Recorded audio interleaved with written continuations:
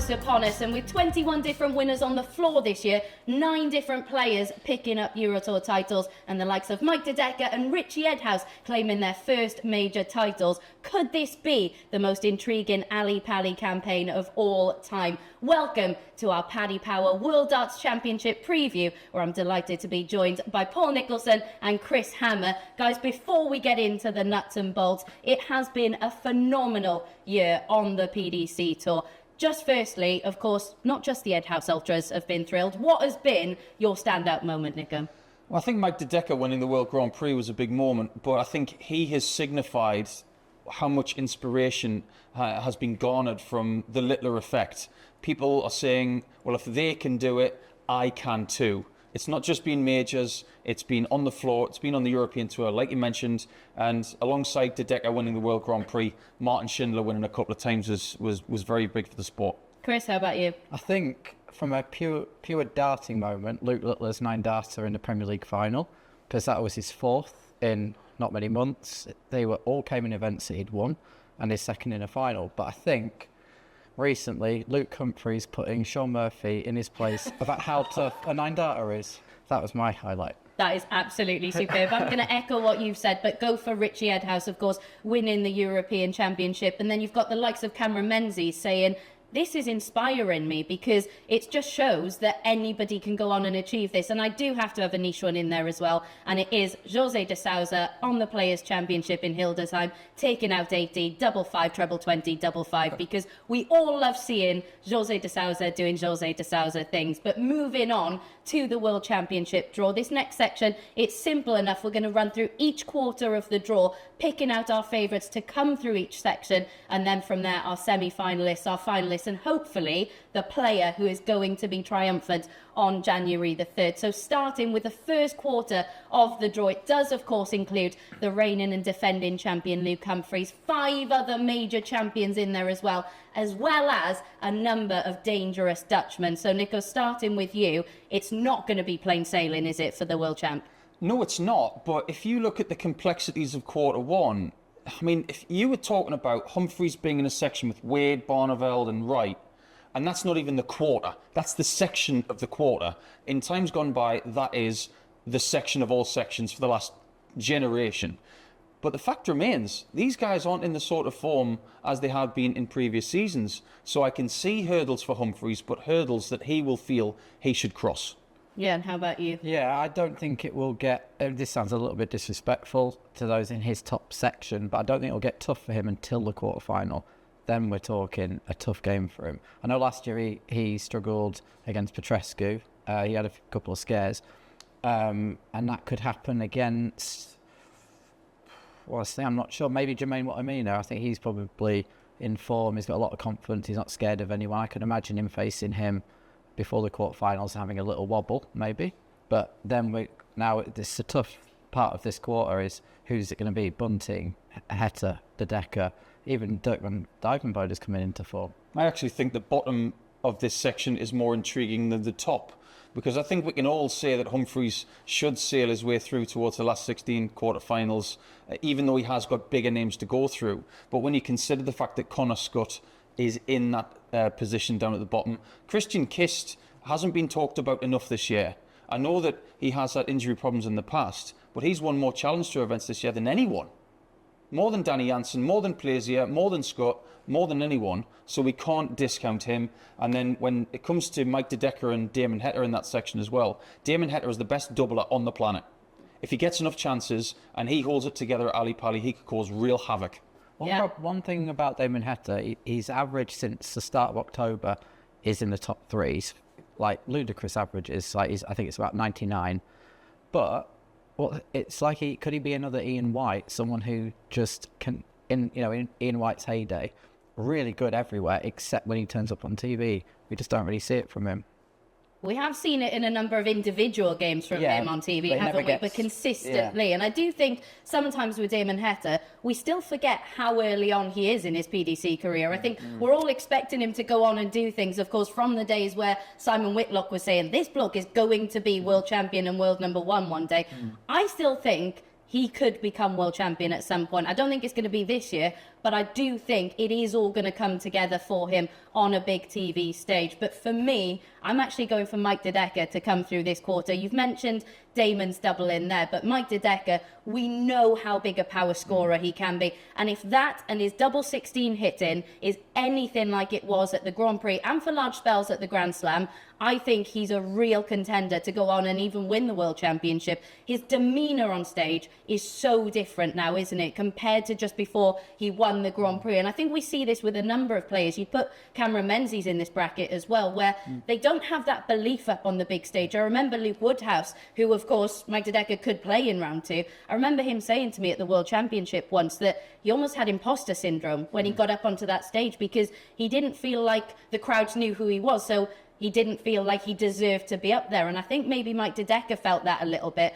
It is all different for him now. And I actually think he's going to beat Humphries in the quarterfinal to make it through. Chris, who's coming through for you? Well, I do think Humphries will come through, but I think he'll be up against Bunting in the quarterfinal. I think Stephen Bunting, he won his Masters, his maiden sort of PDC major, lost in how many finals? 6. 6. So unfortunate. And he's lost finals in deciding legs. He's average-wise, he's right up there, consistently playing to a level that can beat anyone. And kind of, I'm half tempted to go with him to win the whole quarter, but I think Humphries has had his number in a couple of majors this season. Yeah, I'm going to go with Humphries as well, and I'm not ganging up on you, Abby, by any means, but I think it could be Bunting versus Humphries, and Humphries has got this cherry at the end of the rainbow. It's not just about defending the title, it's being the first person to break £2 million on the Order of Merit, and if he wants that, he's got to win it.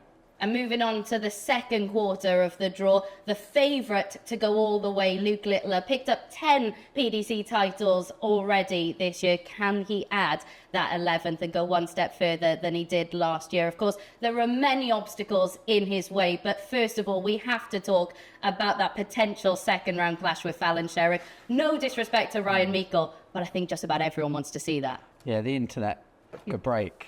If Fallon Sherrick won, just imagine that. I mean, it would just be insane. The immediate exposure that match would get. And you saw what happened when she won a few years ago on that amazing run. And then that was the most viral run we'd seen until Luke Littler did what he did last year. Yeah. So the two viral sensations meeting is what everybody wants. I think a lot of people forget that it was 6 years ago when Fallon won this game. That was a long time ago now. It was pre-COVID. It was in a 2020 World Championship, which was won by Peter Wright. But I think Ryan Meikle's been dealt a really tough hand here. Because if he wants to make his way through to the third round, he's got to go through Sherrick and Littler. I mean, it doesn't really get much more difficult in that pre-match. As for in-match, beating Littler is as hard as it gets right now. He's the world number 4. That is legitimate, in my opinion. But yeah, I think if it did turn out to be Littler against Sherrick, it would be quite an event. Yeah, and when it comes to Luke Littler, we've mentioned the furore surrounding him last year. Do you think that even if he went on to win the tournament, it could ever be that big? Because I don't think it could. I don't think we're ever going to see that level of hype that we did last year, even if he went one step further. I think that's fair.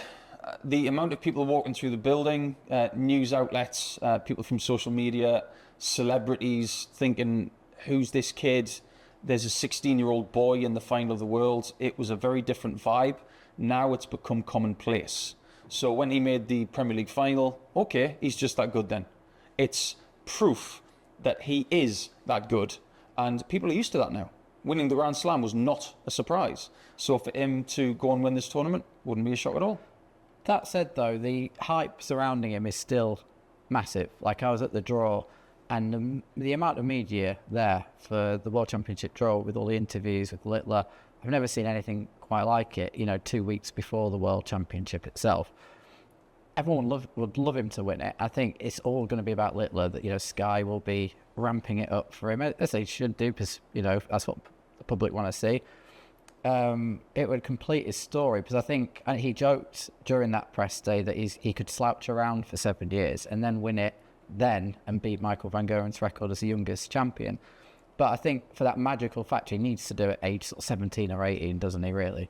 If he waits till he's 23, by that point, the whole novelty and magic Well, I love what he's just said, by the way. Complete his story in about a year. well, he's won he's won over £1 million already. Like, he could retire tomorrow. Well, he's not going to do that. But imagine if that was to happen. He's already had a personal message from Cody Rhodes in WWE. And when he won the WWE Championship at WrestleMania, that was about him completing his story. There's some sort of mirroring going on here. Yeah, it would complete a story. A great, obviously he'll go on for many years to come, but it would complete the perfect debut season that will ever happen. No one will ever. Well, I suppose Rob Cross, he won the world in his day. He didn't win as many as Luke has this season. No, but it's just sort of it's just a perfect sort of darting story, and I wouldn't be surprised if he chucked a 9 darter in somewhere along the line. Yeah, I wouldn't be shocked. I think at that's all. pretty inevitable. There's a lot of money on the line for the fans, for the charity, and for the player. Yeah, that's the thing with Luke Littler now. We're not looking at whether he's going to win. It's whether he's going to hit a 9 darter and finally pin that double 12, isn't it? Yeah. But when it comes to Luke Littler, yes, we know his board management is absolutely outrageous. The routes he decides to go, the funky routes at the back end of legs, his composure under pressure, regardless of the scoreline. But the thing I love the most right now, yes, he is just an ordinary fan who is doing extraordinary things on the dartboard, but I just love the way that he's toying around with this game like a cat with a mouse, because we see him on the floor, we see him on the Eurotour, he's changing his throw, he's changing his darts. There is nothing that he won't do or won't explore. It's just so exciting, isn't it? The last generation of players, they've always tried to do things the way that their heroes would. For instance, I always wanted to do things the way that Bob Anderson did things. I wanted to be aggressive. I wanted to do things that way. He wants to do things his own way. And he's not bothered about heritage or tradition. If he sees an 81 checkout, he'll go treble 17, double 15, because that's how he wants to do it. He plays the game like a video game, and people have even talked about him having cheat codes. It's not that. It's the case of there are so many different ways of hitting things against different opponents, and he's doing it off script. And sometimes off script is the best way. What I think the most impressive thing about him this year, remember when he had that lull of major results? First round match play, first round he went out of the World Grand Prix, then the Euros, and then some press did some silly headlines like making it look like it was an embarrassment to lose to a former butcher in Andrew Gilding. So I asked him about it at the press day, and he admitted he saw the headlines, and he said they shouldn't have called Andrew Gilding a former butcher. He's a UK Open champion. It's so maturity to have dealt with that. And then after that, 13 averages in a row over 100, wins the Grand Slam of darts, and narrowly comes close to winning the Players' Champ finals. So it's like he just calmly deals with media pressure, like a veteran would struggle to, and he can just brush it off and responds with magical darts. Call of Duty generation. It's all just about getting rid of people one at a time.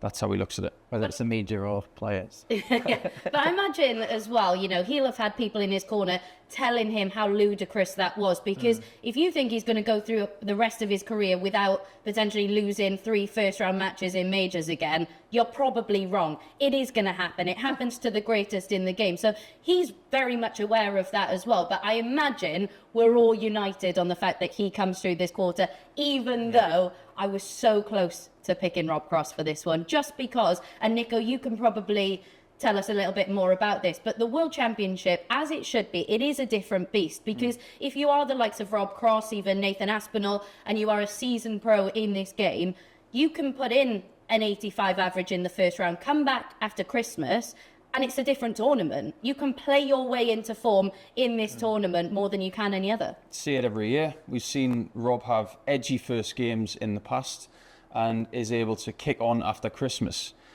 The difficult thing for Rob is that his section of the draw is a nightmare. And I'm not looking at Scott Williams as his biggest threat. I'm talking about the person who's playing Scott Williams. I think Nico Springer is like throwing Mentos into a bottle of Coke right now. He is an extraordinary dart player who is only starting his tour card in 2025. This is a free hit for him, and he is dangerous. He could take out Scott Williams and Rob Cross if he's on his game. Watch out for him. Yeah, we saw him have some right ding-dongs with Wessel Nyman on the Dev Tour, didn't we, in 2024? So he is certainly one to watch. And he hit my favourite ever 9 darter last year. That was last year's news, though. But for this quarter, I think Scott Williams, because I know we've hardly seen him since, in the big stage. He's hardly been in any of them since he had that dream run last year. But the Ali Pali must be, for people who are quite nervous, for players who don't have that strength of character, that must be a crippling place to play. But he loves it. He embraces it. He's that showmanship. And in a game of small margins, I just think if Rob Cross is off his game a bit, because he has been recently, Scott Williams will love that challenge. He loves the limelight. So I just think a character like that can come through that little section. The thing that interests me with that, though, is I remember commentating on Scott Williams against Rob Cross with you on the Ali Pali stage. And before the match, because, of course, they are such good friends, we wondered who would be the player who was most impacted. And Scott Williams really struggled to impose himself in the way that he normally does, didn't he? So that would be my only reservation if they happen to play each other in round 2. And apart from that, Cameron Menzies has had a good season. Would he beat Nathan Aspinall? He's just showing a bit of an uplift. Yeah, I think with Nathan, we're talking about someone coming back from injury. And do we have enough of a sample size to see if he's in form for this really tough challenge to get to the later stages? I don't think there's any pressure on Nathan, quite frankly. I think just seeing him play without pain is a win in itself. So if he can get himself through to the third round or something like that, I think he'll be quite philosophical about it. But I think that bottom section, it's open for interpretation. Yeah. Is it really that much of a stretch to say that Andrew Gilding can make the quarterfinals? I don't think it is. No. The former Butcher v Luke Littler again. I'm going for Gian van Veen. I think the way he's performed at the Grand Slam, World Youth Champion now after a ridiculous battle with Jurjen van der Velde, who didn't make it to the tournament, which is a bit heartbreaking. I think Van Veen is ready for a run somewhere, and this is coming at just the right time. I'm going to go with Williams to get there, but it'll be Littler. Who I just can't see how Luke Littler doesn't get out of that quarter. Interesting stuff. Right, moving on to the third section of the draw now, and the bottom half, of course. We've got 2 former world champions in this one, Michael Smith and Gerwen Price. Bully Boy defending the prize money from when he won this tournament 2 years ago. He's not been in the greatest form, but when you look at his record at the World Championship, 3 of the last 6 years, he's made it to the final. So it wouldn't be surprising if he were to have a run again. Not at all. I think he's been in pretty decent form this year. It just so happens that everybody has lifted their level just a little bit more to trouble him. I don't think the darts with the new manufacturer, it's 18 months now, so it's not much of a factor anymore. But this rankings pressure, I mean, it's not really pressure to him. Yes, if he doesn't defend much of it, he's going to find himself not in the Premier League. Just roll with it. You know, this money's already gone. Is he going to be stunned inside the top 16? Yes, he is. So just let it flatten itself out and play this tournament as the number 2 seed. He can still beat everybody in this quarter. But the only thing that worries me is that he's been getting this new practice room made. And it isn't finished within a week of the World Championship. So has he had ideal preparation for this? I'd like to think so. But I'm just digging quite deep here to figure out where his head would be at. But I've got every faith in Michael to have a decent run. Probably better than Nathan Aspinall's, though, because he posted on Instagram earlier this week that he's in bed with the flu. So his preparation isn't going well at all. But with Michael Smith, I think we've seen elements, haven't we, this year, where his scoring power is getting back to where it was. But when that deserts him, his finishing has been there. And for him now, it is just knitting all of that together. Yeah, I thought we were going to see a recovery at the Grand Slam. I actually backed him to win that, but then it all looked a little bit silly after that. But he beat Menzel Sulovic, and then just sort of wasn't him for the last 2 games, which was a sad sight to see. But I'd love to see him at his peak again against the Littler and Humphries. And those matches would be incredible. We haven't seen a peak Michael Smith against Luke Littler yet, have we? Not yet. And Michael Smith has a great record against him, doesn't he? So just imagine how those free-flowing Michael Smith again. That's what we want to see. For sure. But I think the highest performing player this year, statistically, in this section, for the whole year is Chris Dobie. Vessel Nyman's been brilliant over the last few months. But Chris Dobie's won 3 titles. He's averaging a good 97 for the season. He's just not put it together on the big stage this year. Not yet. I'm a massive admirer of Chris, as everybody knows. But I wonder how he's going to cope going back to Alexandra Palace after the January the 1st nightmare against Rob Cross. So it's back to the scene of the crime for him. If he gets a really good win under his belt in his first game, that will be completely forgotten. And he's the biggest threat in Michael Smith's section of that quarter. Of that, there's no doubt. No disrespect to Josh Rock, but in that section, Chris Dobey is in slightly better form. And Dobey has said, hasn't he, because we know that this year he's really focused on his floor game. That's paid dividends. Obviously didn't get him into the Grand Slam, but that's another story altogether. But on TV, he's just not looking and not feeling very comfortable at the moment. So there are certainly question marks. For me, you've already mentioned him. Wessel Nijman is my player to come through this section of the draw. And that isn't even to do with what he did at the Grand Slam. Yes, that was absolutely astonishing, the numbers he put in. But when you look at the development tour, he finished top of that order of merit by almost £10,000, picked up 7 titles. In one of those finals, averaged 113. So these are numbers that he's been producing semi-regularly on the development tour. And then he obviously went on to make 2 finals in Players' Championship events, won one of those. And watching him on the Euro Tour as well, he has steadily been getting better. I remember him beating Gerwen Price in an absolutely remarkable game. But some of the players he's beaten there as well, really, really impressive. Beating Dobey as well on the Euro Tour. I think it's been mightily impressive. He showed at the Grand Slam that he can do it on the big stage. And I just think with that quarter, so many of the seeds having question marks over their form, he's the one for me. I really, really do agree with you. I think when this draw was laid out, Wessel was probably saying, where am I? And then you start looking at the people in the first round. There's nobody in that section who can play as well as he can. But when you look at the seeds, you think Johnny Clayton, it's a decent season. You look at Gerwen Price, more question marks than keeping your finger on the keypad for about 10 seconds. Joe Cullen, we know that he's had some struggles over the last 6 months. And Daryl Gurney's had a decent season himself.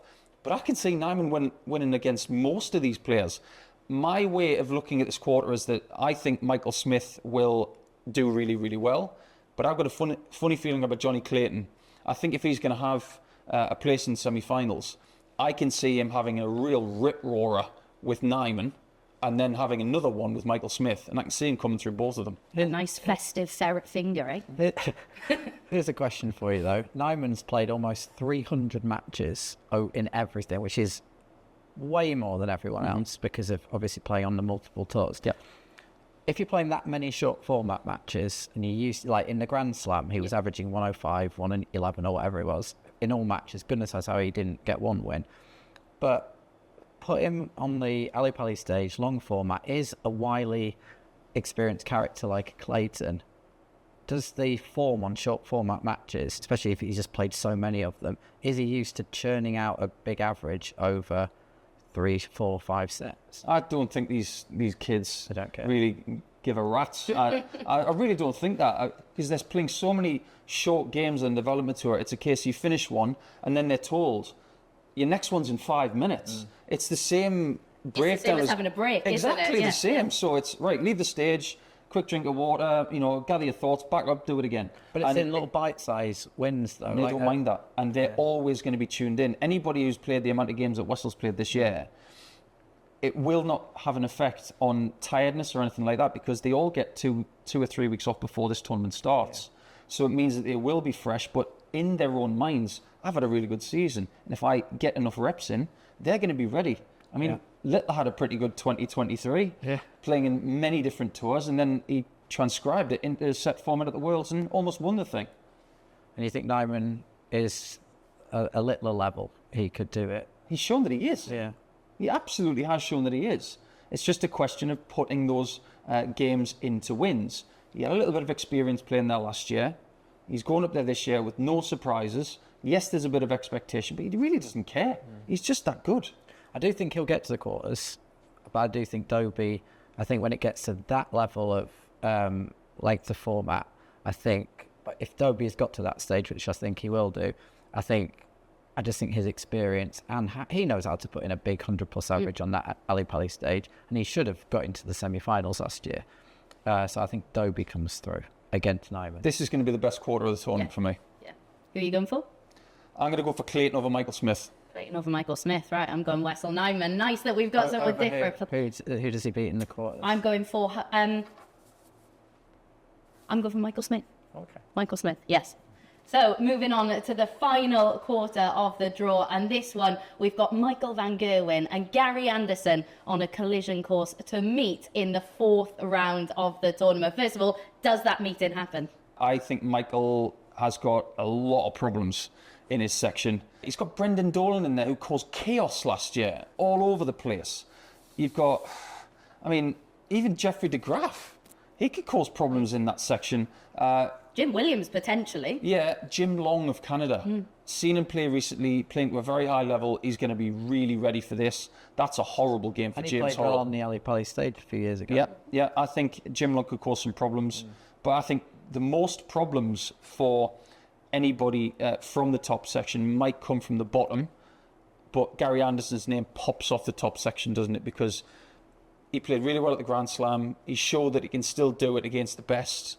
And this format is his best format. So Gary for me in that top section. Yeah, and we've got the Belgian number 1, the German number 1 and 2 in there, and Ross Smith lurking, of course, as well. But we were just chatting, Nico and myself, about Niels Zonneveld being a potential dark horse in this section. I'm going for Gary Anderson against Schindler in the quarter-final, but I wouldn't be shocked if Niels Zonneveld has a good run. So he'd play Gabriel Clemens in the 2nd round, who hasn't had...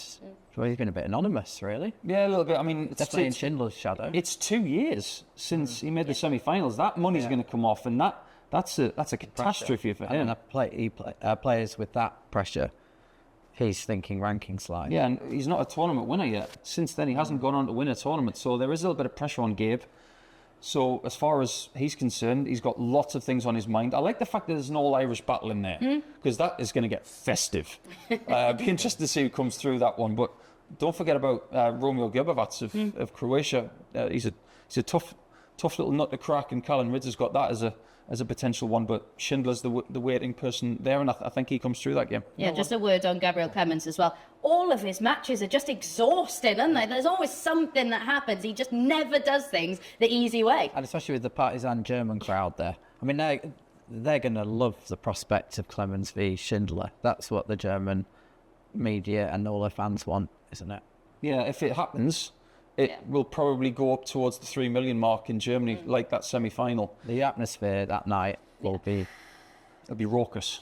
It will, but yeah, for me as well, Gary Anderson, just looking at his running average on the floor, up over a ton over 76 games. And as you've just alluded to, there were question marks before the European Championship about can he still bring that floor form to the big stage? And he answered it quite emphatically, didn't he? Because he made the quarterfinals then of the Europeans, semi-final of the Grand Slam. Yes, he lost first round of the Players' Championship finals, but he did so with a 104 average. So he can certainly still do it. I spoke to him at the Grand Slam about, those longer format games. When it comes to the latter stages of the tournament, do you still feel like you've got the stamina? And I feel, interestingly, his answer this year is a lot more confident than it was 12 months ago. I think he really believes there's still another big one in there. Yeah, I think, funnily you mentioned the Euros, at the quarterfinal stage, this is Anderson's chance to get his first major since 2018.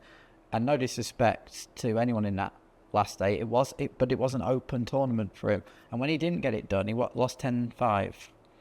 And I thought, maybe he just doesn't have it in him to get a major. But the Grand Slam is the thing that made me realise, no, he does. He's done that in a best of 31 leg match against Littler, averaged. It was just a great match. He could have won that any other day if Littler hadn't been so majestic at the end. And he could have been in that final, and I think he would have won it. So that proved to me that he can definitely win this thing, or at least get to the final. So he's definite for me to get, for all the stats you mentioned before, he gets through this section. Maybe Chizzy in the quarterfinal. Chizzy's back problems are the main question mark for me. You could see at the Grand Slam, actually had a good discussion with him about it, and he's had to change his throw because normally he has a little lean, and because now he's almost expecting a little problem in his back, a little spasm, that he's having to change where he's throwing from. The angle is completely changed. So that is my main question mark. That's why I'm not really talking about Dave Chisnell a great deal in this tournament, really. I just think he's going to struggle. He's not really in the greatest form, and I hope it's resolved because, we're all big Chizzy fans. We all want to see him do his thing. He's been a beast on the Euro Tour this year. But yeah, I just think there are too many question marks, especially when he was going through how he's throwing at the moment and how he's almost having to stand up straight. And then it's like he's struggling to reach the board, everything's thrown off. So, yeah, I think there are some real worrying signs for him, because a few months ago, I was getting giddy at the thought of him back in the Premier League. Now that we've gone through all quarters of the draw, Chris, I'm going to start with you. Who are your semi-finalists and who makes it to the final? I've got Humphries v Littler in the top semi-final.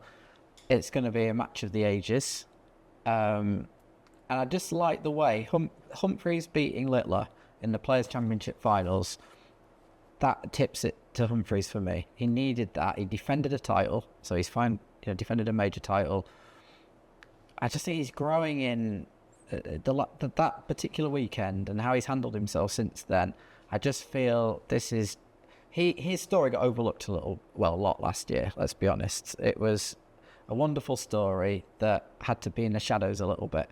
But I just think this time, I think more darts fans are really starting to grow to him. Not that they hadn't warm to him, it's just everyone else got the headlines, and I just think he's going to revel in more and more fans getting behind him. Last year I watched that documentary and he was sort of saying, he was admitting that he knew everyone was going to be for Littler. Now I don't think it would be quite so resounding. I think he's getting more and more support, people are seeing more of his personality, and I just think that will help him, I don't know, draw on that extra something he might need in the World Championship semi-final. Having that little rivalry with Luke Littler, I think that is so beneficial for him this year. I just think it brings something different out of him. It does, and it does in sport. You think about rivalries in sport over the course of the last 50, 60 years. Everybody needs that muse, don't they? Tiger Woods, Phil Mickelson was a huge rivalry. It kept them going for more than a decade. And it's the same in team sports. You get individual aspects where you need to see that player on the pitch or that person on the other side of the field. And it just stirs the juices a little bit more. And when you see the possibility of that semi-final clash, they will both want it. They won't want to dodge each other. They will want to clash on January the 2nd. And if they don't, they'll be able to put that aside and say, right, if I'm here, I'll just go through whoever is. But you do need that muse. So a reminder, you're semi-finalists, and then who makes the final? I get Humphries over Littler in the semi-finals. I'm just like Chris on this regard. And on the other side of it, I've got Anderson against Clayton. And I see Anderson coming through that one. Maybe in around 8-9 sets. All right, for me, it's Mike De Decker taking on Littler. A repeat, of course, of what happened at the Grand Slam, but I think Littler again comes through it. I do think it's going to be tighter than it was at the Players' Championship. I just think even those two at the moment, it's such an interesting matchup, isn't it? But I think Mike De Decker plays better than he did in the Players' Championship finals. But I think, again, it's Luke Littler who comes through. And then in the other semi, Wessel Nyman taking on Gary Anderson, and I think Gary Anderson comes through that. I actually think Gary Anderson might get the job done quite convincingly in that semi, so I'm going for a Gary Anderson, Luke Littler final. I'm going in that bottom section, Anderson against Dobie, and it's Anderson. And then we get, for me, it's obviously going to be Anderson Humphries, but I think if you're right, that, again, it's like a dream final. Yeah. I think if you ask most darts fans what's the dream final, they'd probably go Littler Anderson. Would you? Yeah, I think that's probably fair. Littler Anderson is a clash of generations, and whatever we get, we're going to revel in it on January the 3rd. But I've got Humphries against Anderson as well, which in itself is a bit of a dream final. So we've all got Gary Anderson, which means, sorry, Gary, going out in the second round. But Gary Anderson, for me, is my winner as well. I think, having seen what happened when they met at the Grand Slam, I just think that match brought something different, didn't it, from Gary Anderson, where he was saying, I'm feeling a little fatigued, I'm feeling this, I'm feeling that. It was like he rolled back the years and he was like a kid up on the stage again. He absolutely loved it. Don't believe a word he says, honestly. Or any other dart player. God, it's like asking poker players, what have you got? What have you got in the hole there? Is it aces or is it 7 deuce? Gary will just tell you a load of fibs and then he'll turn up. And he's got MVG in his section. We all know what happens when MVG's in his section. Motivation. What did he do post 2014? He was motivated by Michael. He'll be motivated by Michael again. So I'm going for Gary Anderson to be my champion. If you ask me who I want to win, a Littler Anderson, I think that's a 50-50 crowd split. What do you think? It's an interesting dynamic. So popular. Never underestimate how popular Gary Anderson is. And particularly at the Grand Slam. And the story, I don't know what's the better story. What is the better story? Anderson beating Littler. I think Anderson winning is the better story personally, because even 12 months ago, I was one of the people, I'll hold my hands up, because of where he was in the world rankings, because we knew that realistically he had to return to the Euro Tour if he was to make things happen. I didn't believe he was going to do that. It wasn't that I didn't believe in him as a player, it was just that I didn't think he was going to commit to the Euro Tour again. Yes, we saw him play in 2, went to Belgium, went to Sindelfingen, latter of them. I just didn't think we were going to see him do that. I think personally, from what happened to him 12, 18 months ago, where he was, I think that would be the bigger story, the bigger fairy tale, personally. Gary getting a third world title, I think he'd be happy with 3, because it's one more than Wright, it's one more than Jockey Wilson, and that is something that has been going on since 1989. A lot of people regard him as the greatest Scottish player of all time. I said that my dream final would be Wright against Anderson, and the winner gets the 3rd Scottish world title. I don't think that happens, but if Gary was to make that 3rd world title happen, that would be something else. Do you know what would be funny as well? He'd be on the brink of the world's top 5 if he makes it through his Here we go quarter. again. And he'd turn down a Premier League spot if he went on to win it, because he'd be probably near the top 4 if he goes on and wins it. I'm not sure he'd turn it down. I don't think he'd turn it down. No? You think he'd take it? I think he'd go. I think it'd be really fun. Are you going for, getting back on topic, are you going for Humphries to win it? Humphries to win against Anderson in the final. Yeah, I think he defends it. I think I go for Humphries. As much as I'd like, I wouldn't mind, I really do want Luke Humphries to win it as well, because I think that if he was to beat Gary Anderson, he gets the limelight. He's gets all the exposure. If he wins it by beating Gary Anderson, so Luke Littler's, say, long gone, he'll have got out, he would have got knocked out the previous day.